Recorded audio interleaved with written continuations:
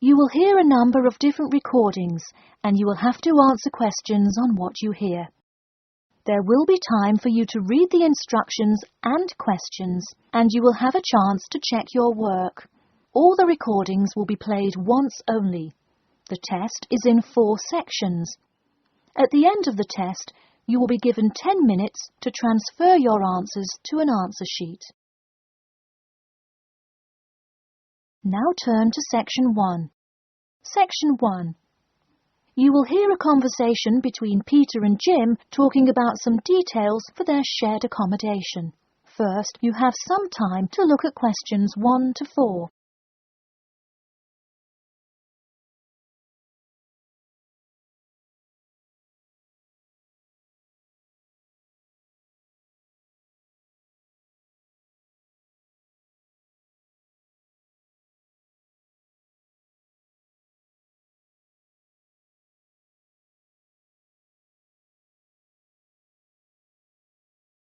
You will see that there is an example which has been done for you.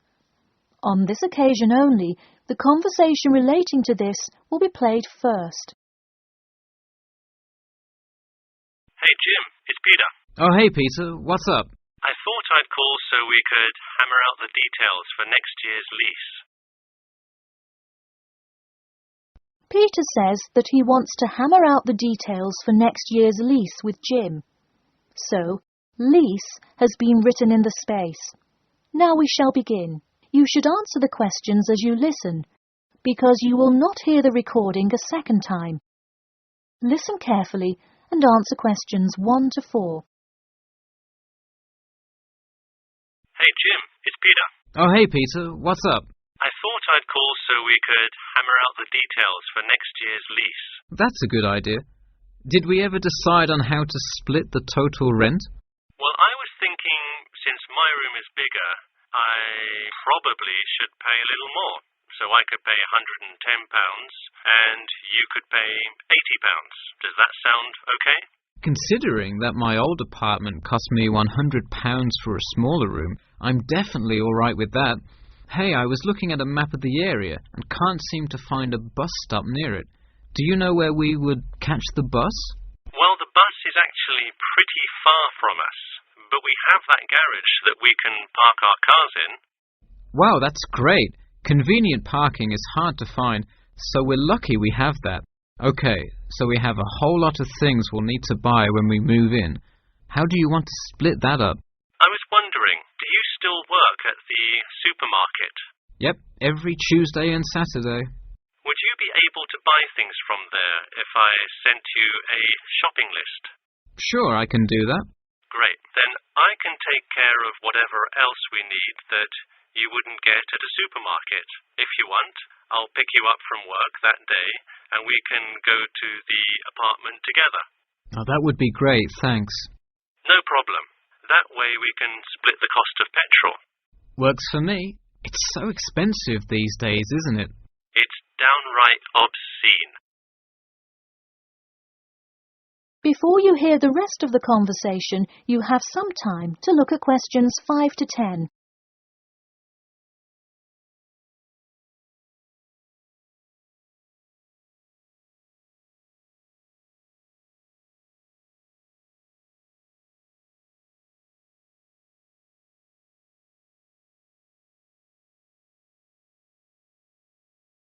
Now listen and answer questions 5 to 10.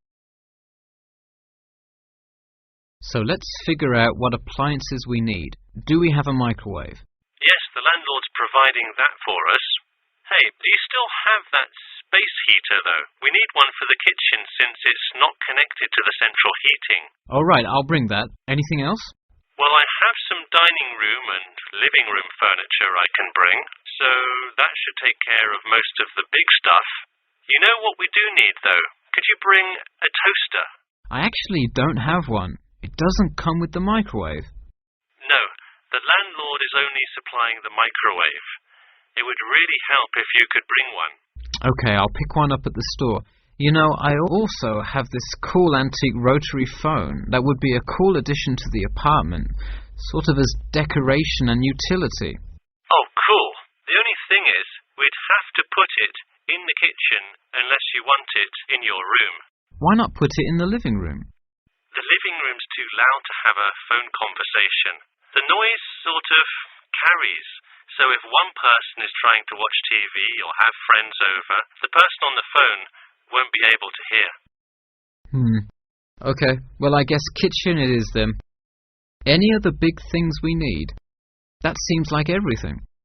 That's all I can think of. And of course, move-in is June the 1st.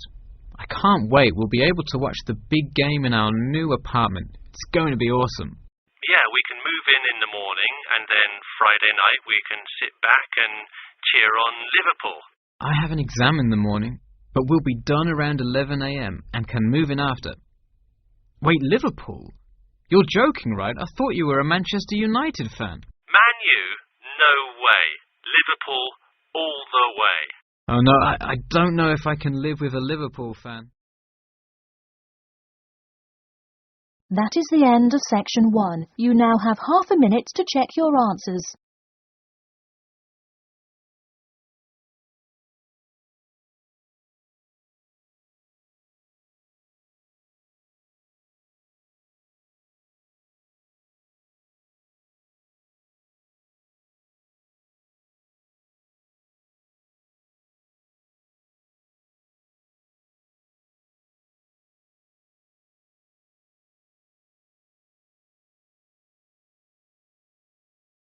Now turn to section 2.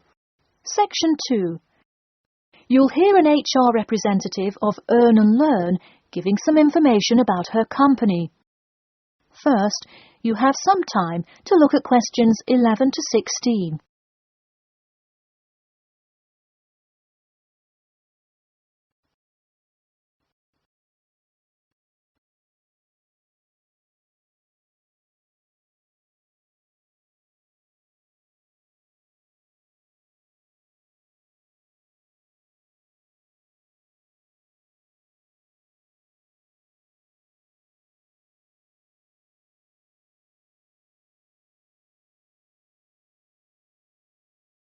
Now listen carefully and answer questions 11 to 16. Welcome to all of you. Can everybody see and hear me? Good. I'm Sarah Connor, an HR representative of Earn and Learn. I have been asked today to talk to you about our company. So, for those of you who don't know very much about the company, let me start by giving you some basic information about it. Earn and Learn started nearly 20 years ago. It is not a charity, but a for-profit company that enables promising entrepreneurs to make money while traveling. During the past 10 years, it has grown rapidly and has gained great influence in most countries of the world. We have a partnership with the school and take a large number of recent graduates from the business school. So, if you are a recent graduate, I'd say you can consider applying to our company. Before your application, you might be curious about what sort of places you could go to. There are 4 main locations, but you also have the freedom to submit a different location, and if they can make the necessary arrangements, you can go. The first country Earn and Learn established locations was the US, where you may choose from multiple locations, as long as you can commit to their more rigid schedule of August to December. Also, you could do the Australia internship. That one is really cool. You work at a wildlife shelter and learn about the business practices of non-profit organizations. You do have to be willing to commit 8 months for that one, though. Perhaps that's a long time to be so far away, but I would say it is really an amazing opportunity. I don't know whether some of you are in decent physical shape. If so, the South Africa internship is another exciting one. You learn a lot about sustainable farming, but you would be doing some of the manual labor involved in maintaining a farm. Indeed, it's hard work, but I think you would definitely be able to do it. It may be wise to wait until after their summer is over, so it's not so terribly hot. In addition, there is a most recently established location in India. This one gives you more of a study abroad feel, given that they arrange a host family for you to stay with. In the other locations, You live in an apartment with other interns, so this is definitely a unique experience. Before you hear the rest of the talk, you have some time to look at questions 17 to 20.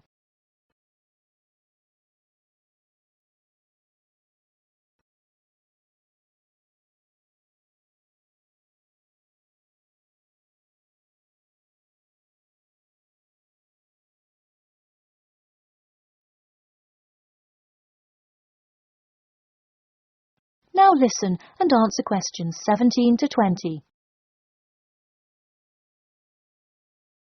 Regardless of where you go, at the end of the program you get a global travelling certificate, as long as you can explain your experience. You can provide a written log of what you did. I recommend writing journal or blog entries about what you do every day, or a weekly summary of each day. Of course, you don't have to write up a formal report or anything like that, and you need to apply for it once you have returned. Some students may want to know whether this is a paid internship. Actually, you have to pay for the flight there yourself. But you have the opportunity to create your own small business, which could earn you money if it's successful. So basically, you pay for it all up front, but when you're there, you can find ways to make money. That is to say, you pay for 2/3 of the cost up front as a deposit, and then give the final installment 1 month prior to your return. Finally, I have to remind you that you need a health check before you go, to make sure you're not going to spread any communicable diseases. In addition, before you go, you don't have to attend any meetings or workshops. You'll meet everyone you'll be working with once you get there. Okay, well, that's all I've time for today. Thanks for listening, and I'm happy to take any questions if you have them. That is the end of section 2. You now have half a minute to check your answers.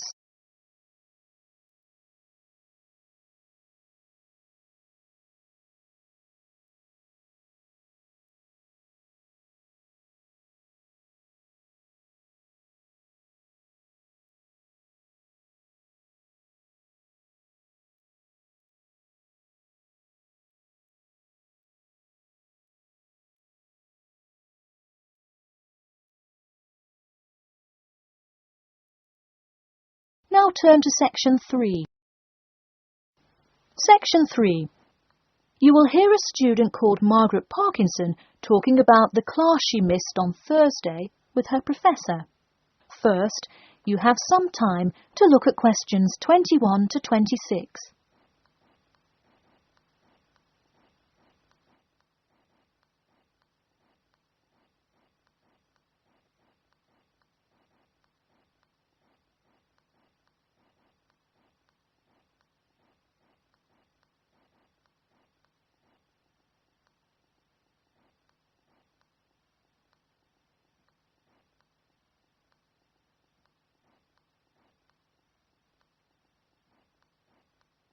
Now, listen carefully and answer questions 21 to 26. Hi, Professor Timmons. Do you have a few minutes? I was hoping to talk about what I missed on Thursday. Hello, come in. Sure, sit down. Could you tell me your name, please? Margaret, sir. Margaret Parkinson. I apologise for missing your class, but I had to go to the hospital. I'm sorry to hear that. Everything is okay now, though, I hope? Yes, thanks. Glad to hear it. So on Thursday, I outlined the research project that will account for 30% of your grade. All students will be divided into groups and will give a well-researched presentation to the class covering a specific topic relevant to student life. Oh, that sounds interesting. Can we choose just any topic that pertains to life as a student, like how to start your own student organisation? Well, though I'm sure that would be an informative presentation, I've already chosen a list of topics which I will assign. As an example, I assigned one group the topic of student loans. that research not just the prevalence of students who have loans to pay for their tuition, but information as to how best to manage these loans and possible scholarships that could alleviate some of the financial burden.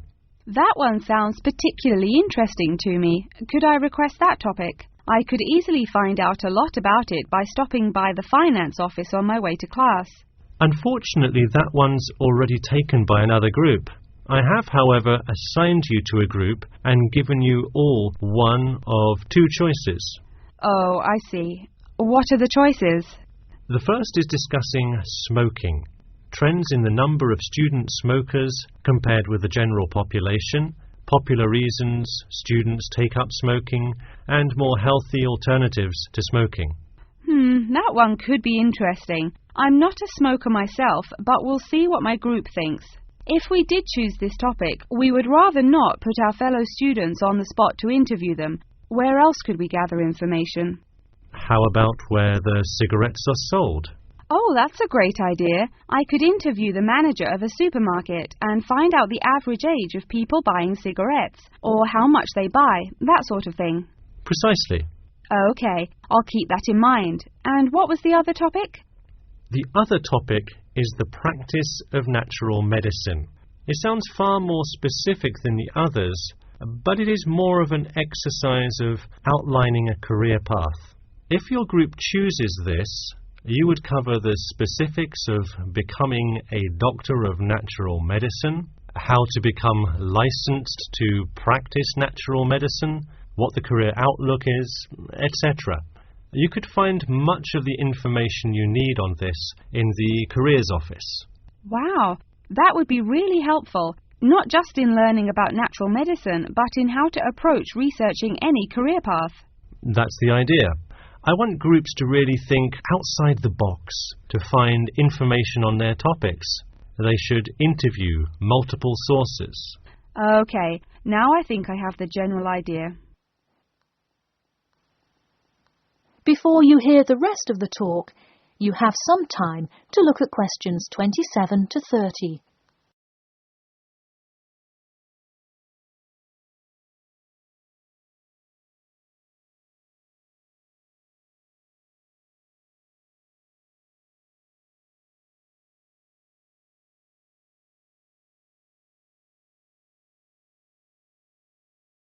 Now, listen carefully and answer questions 27 to 30.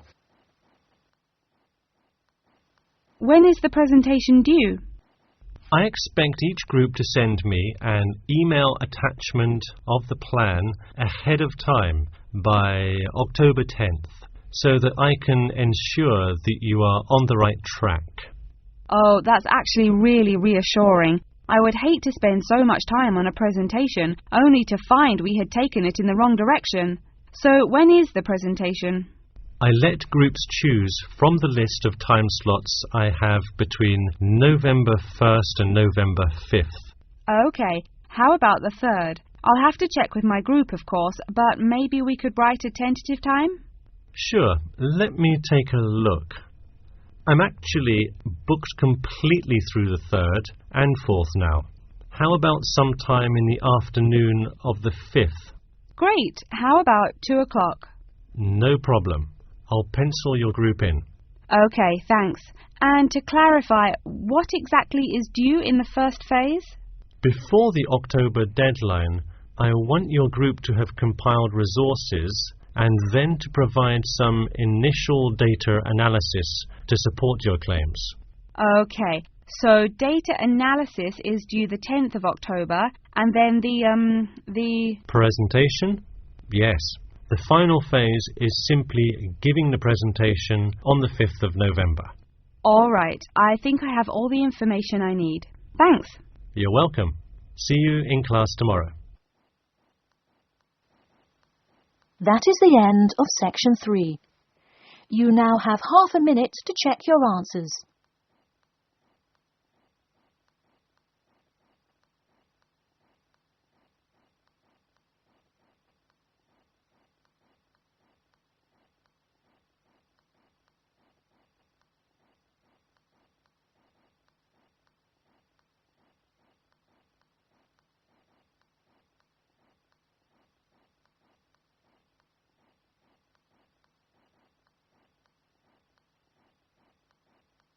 now turn to Section 4.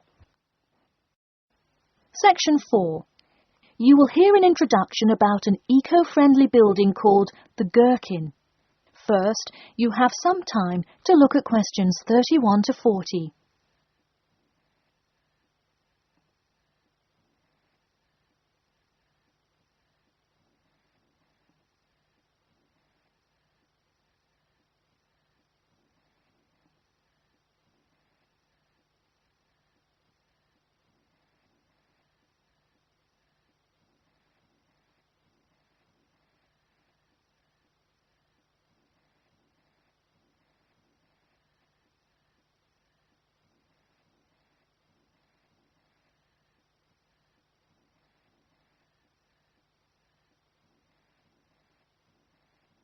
Now, listen carefully and answer questions 31 to 40.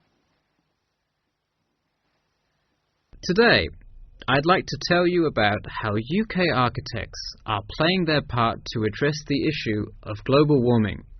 You have seen many of these iconic buildings while going about your everyday life, but you may not know how they are affecting your tomorrow.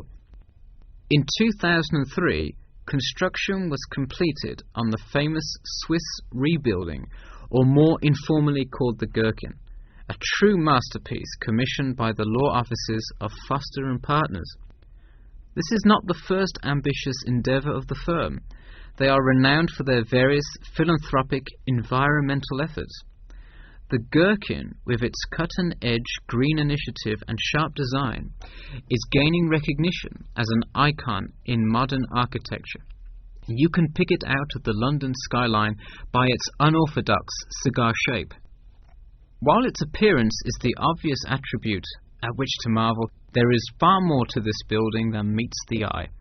And let's face it, there's a lot about this building that meets the eye. The building helps reduce the city's carbon footprint in a number of ways.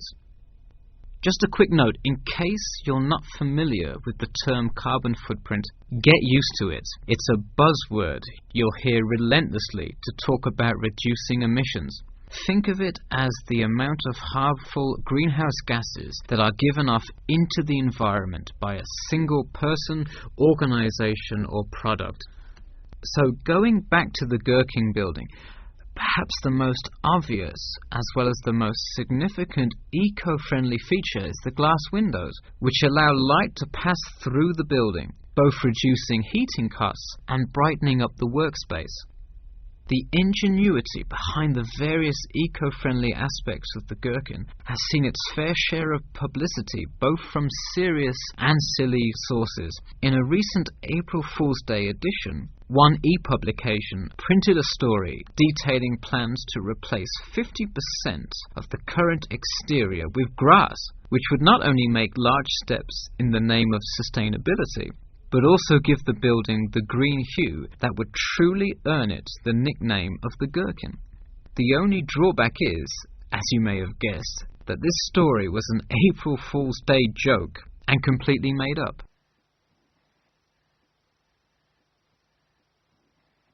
In all seriousness, though, the building is setting a new standard of design that other architects and city planners just cannot ignore.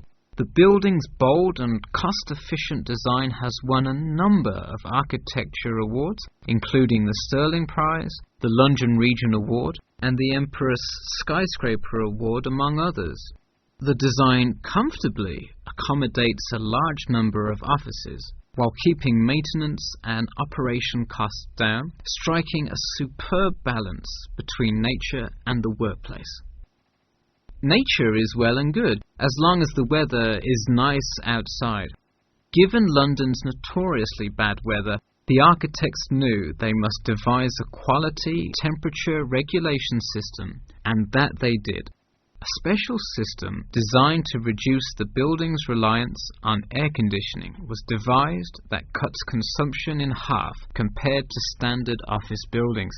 There are atria that link each floor vertically to one another, forming spiraling spaces up the entire building.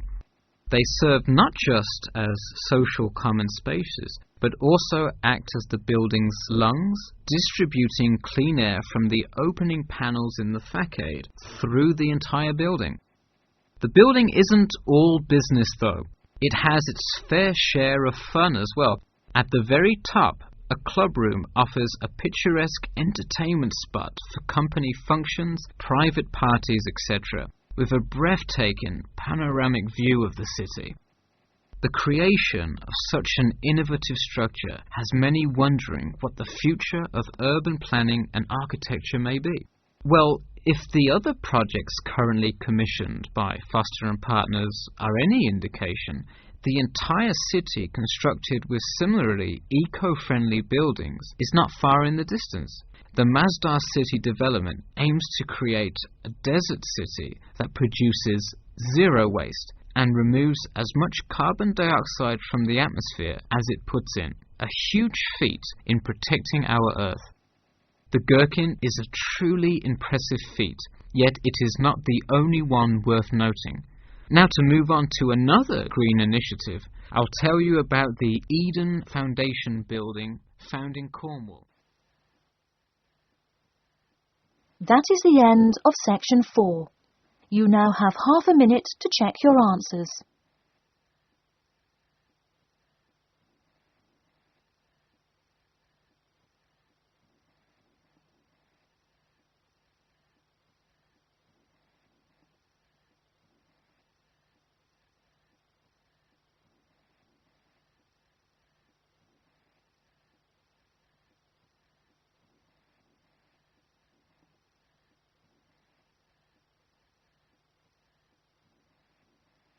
That is the end of the listening test. In the Ielts test, you will now have 10 minutes to transfer your answers to an answer sheet.